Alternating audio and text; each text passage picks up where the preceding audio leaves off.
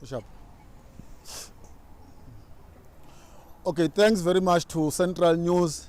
We are in the Sasolburg Magistrate Court, where we're going to listen to the Equality Court on the racism case that was raised. The case happened in 2023, but they've only found a date, which was today, for the pre-trials. We are so much happy about the proceedings from today.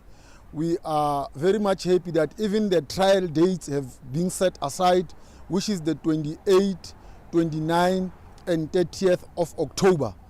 Our reaction to this is that there shouldn't be any individual in this country, and particularly in our province, who will give racism any accommodation. We need to be hostile against racism. We need to fight racism because we need to build a non-racial country.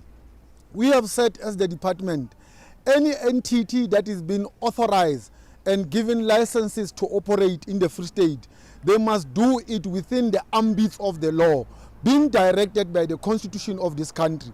The constitution of this country proclaimed to all of us in this country that we must envisage to build a non-racial South Africa. So we will not be able to do that if there are these kinds of racist acts that we have observed during the video footage that was circulated in 2023, and how workers were treated by the shop owner in that area, or how it is alleged that the shop owner treated the workers in that business. So we are going to very much aggressive engage them, engage everyone. We're also going to engage entirely the residents, particularly of this community, because in 2000, in August, on the 25th, Pete Odindal killed Ntate Rampuru, and that was one of the cruel incidents that we have ever experienced in this town of Sasolburg. And we want to warn everyone that we don't want to see such incidents. That is why we are behind the community of Sasolburg against this racism that has been alleged to have taken place. We are going to watch the court very closely, but we are also going to act. We are going to promote non-racialism programs and activities to ensure that justice is being done. Thanks to Hlohi Matabata, who opened the case against these people. It was really a very impressive and brave attitude and action that she took. She has lost her job, she has lost a lot of things, but at least she has preserved what I call integrity and the image of a black person.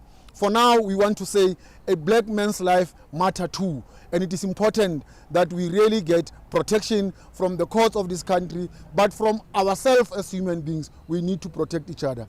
Black and white South Africans, black and white the Sasolburg citizens, you are invited to come again on the 22nd of July to listen to the pre-trial, and also come again on the trial on the 28th, 29th, and 30th of October 2025. Thank you.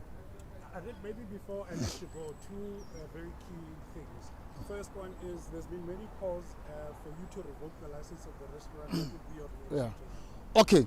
There have been many calls to revoke and review the licenses of restaurants that are involved in such incidents.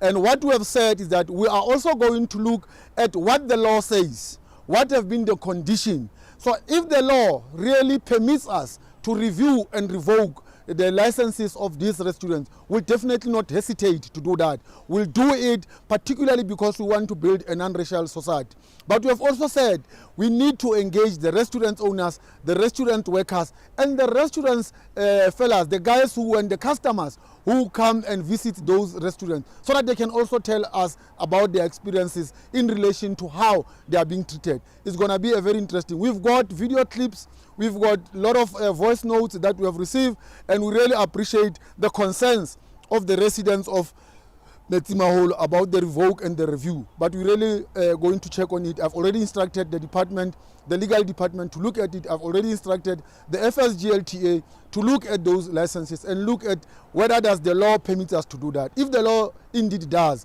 we'll really not hesitate. I think lastly, in your capacity as the deputy chairperson of the ANC in the Free State, just your reaction to the passing of the former deputy president of the country. Okay. Let me firstly pass my sincere condolences to the family of Ntate David Mabuza, the former deputy president of the country and of the ANC. As the deputy chairperson of the ANC, we are very much shocked and hurt by his passing away. But we wish him a very restful days of his life. We really wish him to rest and to greet the already forefathers of the ANC and tell them that as the ANC, we still says the struggle continue in this country. We know about his contributions. We know what he has done in the ANC and in government, and we really appreciate that. We also want to thank the family for allowing and giving us his time. You know, as a father, as an uncle, as a brother, as a family man, he might have lost many days not servicing his family because of the work that ANC leaders are doing. But we really want to appreciate the family for allowing him to be part of this bigger ANC family. But we say to him, rest in peace, Comrade David Mabuza.